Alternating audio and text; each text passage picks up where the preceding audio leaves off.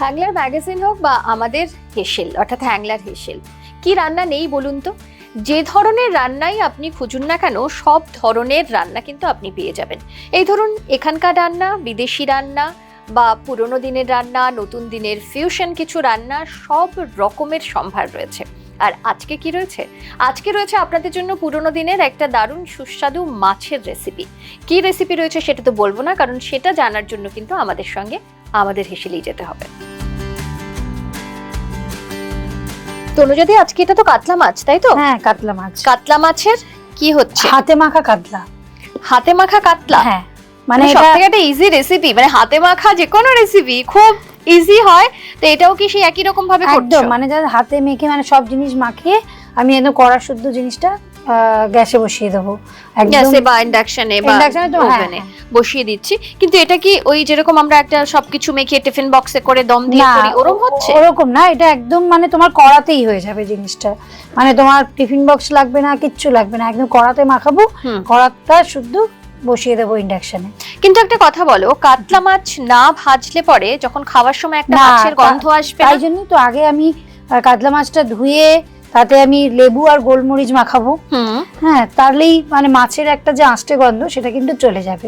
আচ্ছা, তাহলে আমরা সেই প্রসেসটা শুরু করি আগে, কারণ তোমার অলরেডি দেখছি একটু টমেটো কাটা শুরু করেছি, কাটা হয়ে গেছে।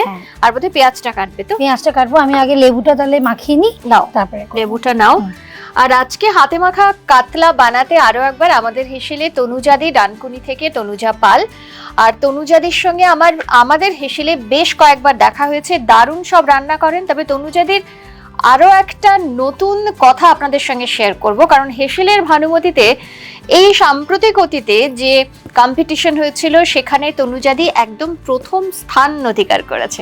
কেমন লাগলো বলো ফার্স্ট হয়ে? দারুণ দারুণ, মানে ওইটার জন্য আমি অপেক্ষা করেছিলাম। হ্যাংলার উইনার হওয়া মানে কি বলবো, বিশাল কাছে। হ্যাঁ, পাওনা। আচ্ছা, ছোটবেলা থেকে ক্লাসে কখনো ফার্স্ট হয়েছো? না, ক্লাসে ফার্স্ট হওনি, কিন্তু রান্না করতে এসে রান্নায় ফার্স্ট হয়েছো। আলাদা অনুভূতি বলো। বাড়িতে মেয়েরা কি বলছে?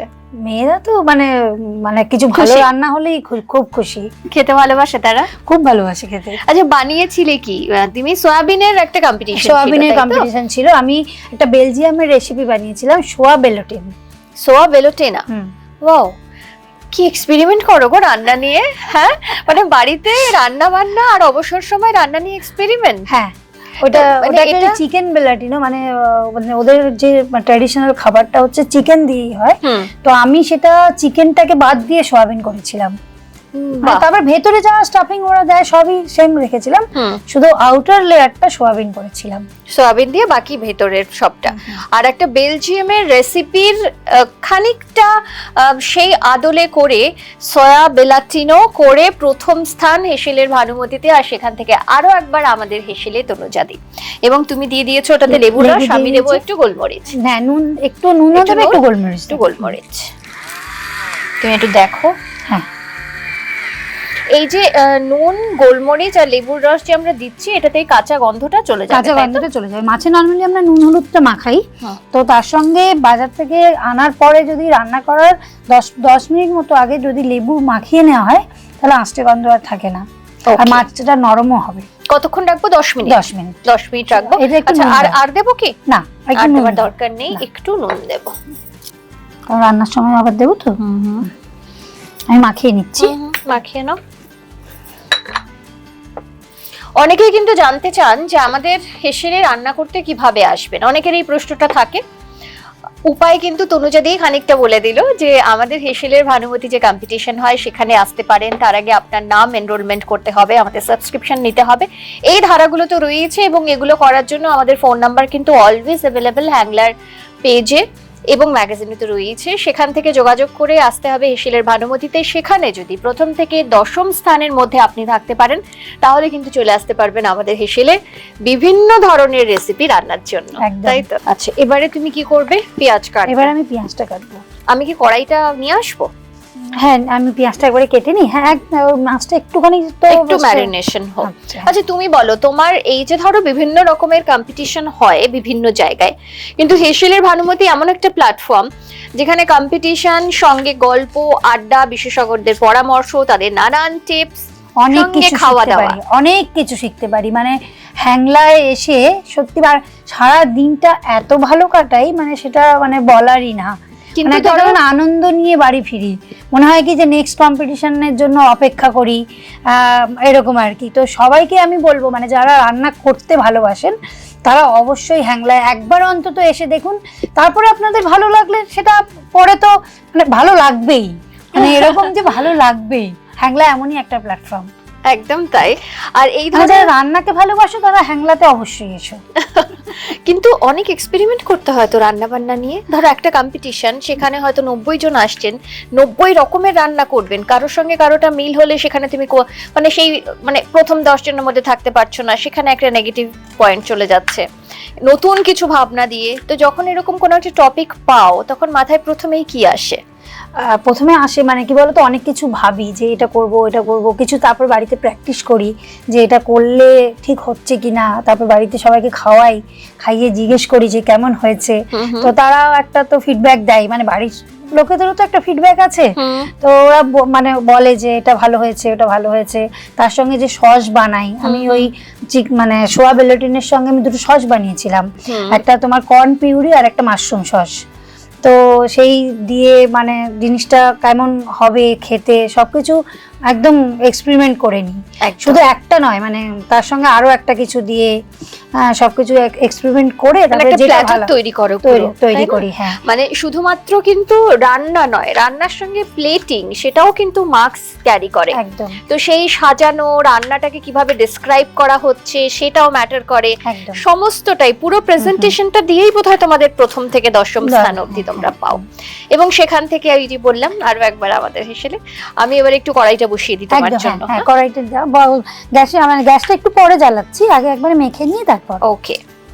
মাছের যে কোনো রেসিপি তনুজাদি শুধুমাত্র ভাত দিয়েই খেতে ভালো লাগে। হ্যাঁ, একদম সাদা ভাত। আর এটা তো এটা কিন্তু সাদা ভাত দিয়ে খেতেই ভালো লাগবে। হ্যাঁ, যেহেতু মাখা মাখা হবে জিনিসটা, কেউ যদি পোলাও দিয়ে খেতে চায় তখন খেতে পারে, কিন্তু এটা সাদা ভাত দিয়ে কিন্তু টেস্টটা তোমার সাদা ভাতে আসবে। মানে এটা তোমার একদম মানে কি বলবো, এটা কিন্তু একটা পুরোনো দিনের রান্না, কিন্তু তুমি এটা তোমার মতন করে আমি আমার মতন করে করেছি। ওকে, চলো এবারে প্রথমে কি কি দিচ্ছ এটার মধ্যে বলো।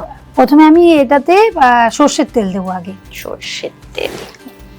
এখানে আমরা 4 পিস বড় সাইজের মাছ নিয়েছি, তার জন্য তেল একটু দেখো।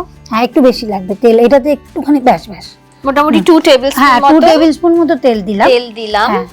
সঙ্গে আর একটু মাছটাও 4 পিস আছে, আর এটাতে একটু তেলটা একটু বেশি লাগবে। হ্যাঁ, সবকিছুর একটা তো টেস্ট আছে।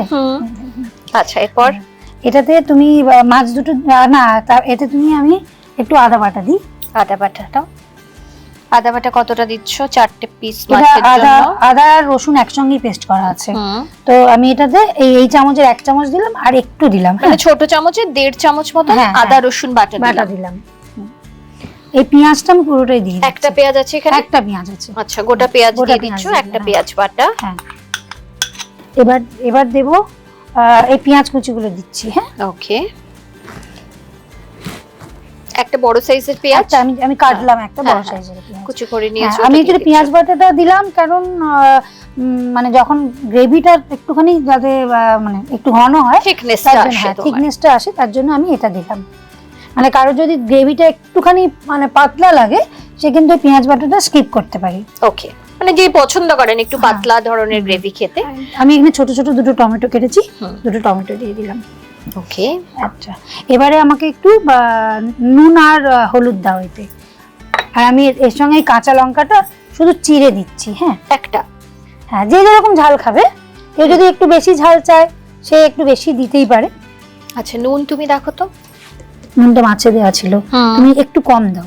আচ্ছা, এতটা দিও, বাস। আর একটু বাস নুন দিলাম, একটু হলুদ দেবো বললে। হ্যাঁ,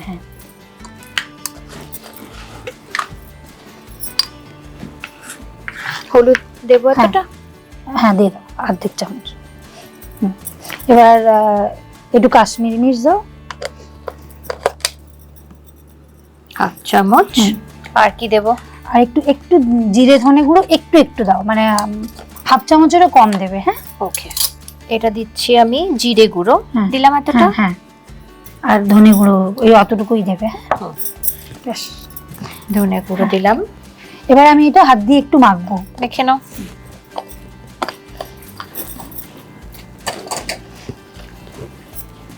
মানে ভালো করে মশলাটা মিশিয়ে মাখতে হবে। হ্যাঁ হ্যাঁ। এবার আমি মাছটা দিয়ে দেবো। মাছটা নাও।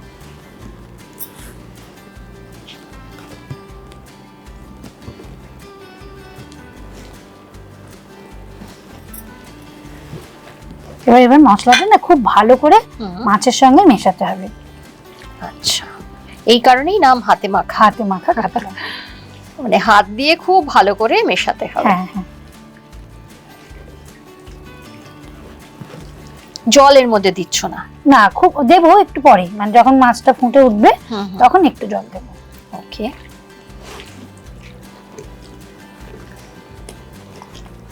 আর একটু সর্ষের তেল আমি ওপর থেকে দিয়ে মাছটা জাস্ট বসাবো। এবারে দিয়ে দেবো সর্ষের তেল? হ্যাঁ, একটু দিয়ে দাও।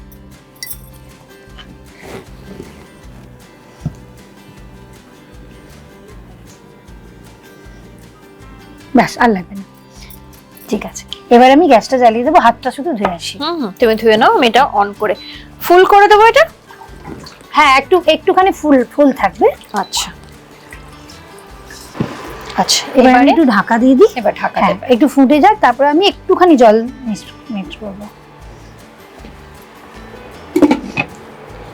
আচ্ছা, একটু যখন ফুটে উঠবে, এখন ফুল হিটে আছে, তখন আমরা কম করে দেবো, তাই তো? কম করে একটু জল দিয়ে আমি, হ্যাঁ, তারপরে আবার ঢাকা দিয়ে। মোটামুটি রান্নাটা হতে কতক্ষণ সময় লাগবে? মাছ তো বেশিক্ষণ এমনিই লাগে না, মোটামুটি তুমি ধরে রাখো 10 থেকে 15 মিনিট। 10 থেকে 15 মিনিট রান্নাটা হবে। এবার আমি ঢাকাটা খুলি। দেখে নাও। নামাবো একটা হাত নিয়ে নাও, তোমার যেটা লাগবে।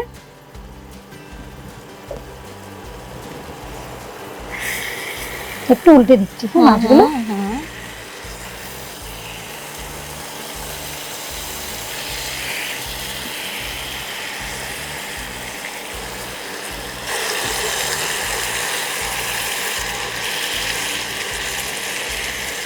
এটা কাঁচা তেলের গন্ধ পাচ্ছি, পুরো গোটা গন্ধটাই খুব সুন্দর আসছে। এবার একটু জল দিয়ে দাও। এবারে একটু জল দেব।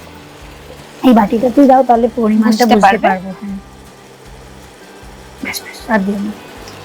মাছটা এবার ফুটে উঠেছে, তো আমি একটু জল দিয়ে দিলাম।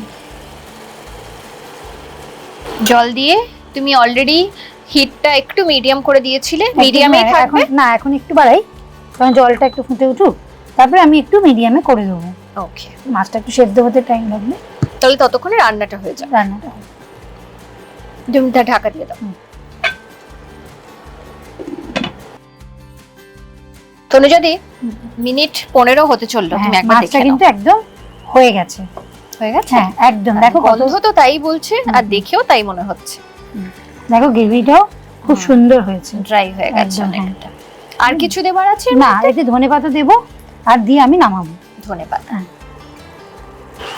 ওই কাঁচিটা দিয়ে আমি কেটে। হাতে মাখা কাতলা কিন্তু আমিও খাইনি, জানো তো? এর আগে হাতে মাখা পাবদা খাওয়া হয়েছে, কিন্তু হাতে মাখা কাতলা খাওয়া হয়নি। হ্যাঁ, কাতলা মাছ যখন হাতে মাখা কাতলা করবে না, মাছটা একটু যাতে বড় হয়, মানে তোমার এই ধরো আমরা বাজার থেকে যখন মাঝে মধ্যে কিনি না, একটু বড় মাছ কিনি, ওই রকম মাছ কিনবে, তাহলে তোমার খেতে মানে জিনিসটা খুব মানে ভালো হবে, ওটা স্বাদটা ভালো পাবে, স্বাদটা ভালো হবে।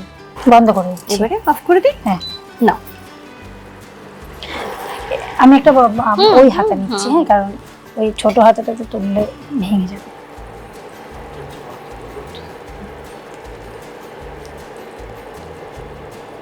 মাছটা ভাজা হয়নি তো, বেশ নরম মাছটা খুব নরম, মাছটা খুব নরম হয়েছে, দেখেছো? আর এটা খেতেও ভালো লাগে, দেখবে অনেকে যখন মাছ রান্না করার সময় মাছ ভাজে খুব শক্ত কর, সেটা কিন্তু খেতে ভালো লাগে না। দেখবে খুব হালকা একটা ভাজলে, এমনিও বড় মাছ কি হয়, ওতে তোমার তেলটা বেশি হয়, তো তাতে এমনি নরম হয় মাছটা। আর তারপরে তোমার এগুলো থাকে, বেশ ভালো হয় খেতে। একদম হয়ে গেছে, এটা সরিয়ে দেবো। হ্যাঁ, এটা আর লাগবে না, আমি একটু গার্নিশিং করে দিচ্ছি।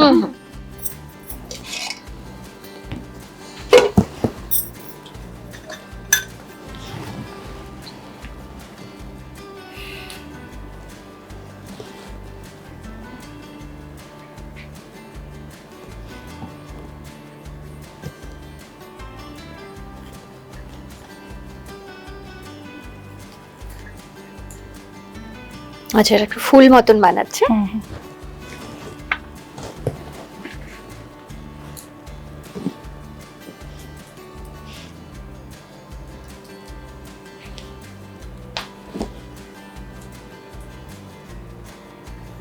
হাতে মাখা কাতলা ব্যাস খুব কম সময়ে 15 মিনিটের মধ্যে তৈরি হয়ে গেল। আর এটার অ্যারোমা কিন্তু খুব ভালো আসছে। এবারে একটু আমরা খেয়ে দেখি, মানে গরম ভাত না হলেও এমনি আমরা একটু খেয়ে দেখি যে কেমন হলো। হ্যাঁ একদম, চল।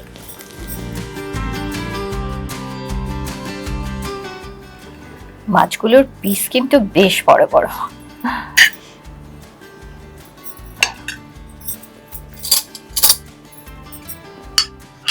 নাও তুমি না? আমি নিচ্ছি, তবে আমি একটু ভেঙে নিই, কেন বলো তো অনেকটা বড় মাছটা। আমিও এতটা খেতে পারবো না, আমি একটু না প্লিজ তুমি খাও, তুমি আজকে গেস্ট। তারপরে আবার তুমি হেসেলের ভানুমতিতে একদম ফার্স্ট হয়েছে, সো তোমার আপ্যায়নটা আরেকটু বেশি ভালো। এটা কিন্তু নয়, এটা আমি মজা করে বললাম, সবারই আপ্যায়ন একই রকম। না না, হ্যাংলা সবার জায়গা এক।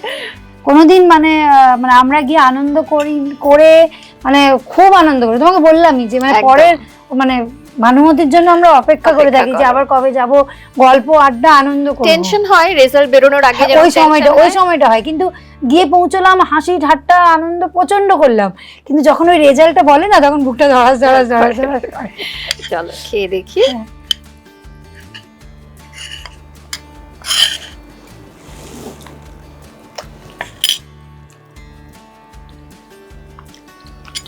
বাহ কি সফট হয়েছে মাছটা। এবং সত্যি কোনো মাছের যে একটা গন্ধ থাকে, আমরা সাধারণত ভাবি যে কাঁচা মাছ সেটা রান্না করলে একটা গন্ধ থাকবে, মাছের গন্ধটা একদম না। আমি তোমাকে বললাম না একটু বড় সাইজের মাছ নিতে হবে, মানে এই মাছগুলো রান্না করার জন্য একটু বড় সাইজের মাছ, আর লেবু মাখিয়ে নেবে। লেবু, গোলমরিচ আর নুন দিয়ে মাখিয়ে 10 মিনিট রাখবেন, তারপরে রান্নাটা করবেন। যাদের এই ধারণাটা ছিল যে মাছটা না ভেজে খেলে মাছের গন্ধ আসে, সেটা কিন্তু একদম ভ্রান্ত ধারণা। এরকম ভাবে ম্যারিনেশন করে বানাবেন, তাহলে কিন্তু কোনো গন্ধ থাকবে না। আর কাতলা মাছ সেটা হাতে মাখা, মানে হাতে মাখা কাতলা খেতে কিন্তু বেশ ভালো। তোমাকে অনেক ধন্যবাদ তনুজাদি, আবার দেখা হলো। আচ্ছা, তুমি তো তোমার হ্যাংলার যে হেসেলের ভানুমতি হয় সেখানের অভিজ্ঞতা শেয়ার করলে।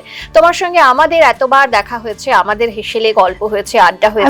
আমি তো একবার আসার পর ওয়েট করে থাকি যে আমাকে কবে হ্যাংলা থেকে ফোন করে বলবে যে আরেকবার আসতে হবে, তনুজাদি প্লিজ শুটিং এ আসুন। আমি তো মানে বললেই আমি একদম আসছি। হ্যাঁ, আর তোমার জন্য আমাদের হেসেলের তরফ থেকে ছোট্ট একটা উপহার। Most welcome. তনুজাদির এই রেসিপি আপনারা যারা আজকে বাড়িতে বানাচ্ছেন তারা কিন্তু কমেন্ট সেকশনে জানান আপনাদের কেমন লাগলো, ভিডিওটি কেমন লাগলো, আমাদের আড্ডা কেমন লাগলো, রান্না কেমন লাগলো, সবটাই কিন্তু কমেন্ট সেকশনে জানাবেন। আর আমাদের ইউটিউব চ্যানেল সাবস্ক্রাইব করতে ভুলবেন না। সঙ্গে রয়েছে ফেসবুক পেজ, ইনস্টা পেজ, অবশ্যই ফলো করবেন। কাতলা মাছের নতুন আর কোনো রেসিপি আপনাদের কাছে থাকলে সেটাও কিন্তু আমাদের সঙ্গে শেয়ার করতে পারেন। সঙ্গে থাকবেন, ভালো থাকবেন, নমস্কার। নাটকের শেষ নেই এখানে, সবার জন্য আছে মঞ্চ, মাথা উঁচু সংলাপ লিখতে আজ তুমি একা পথে হাঁটেছো।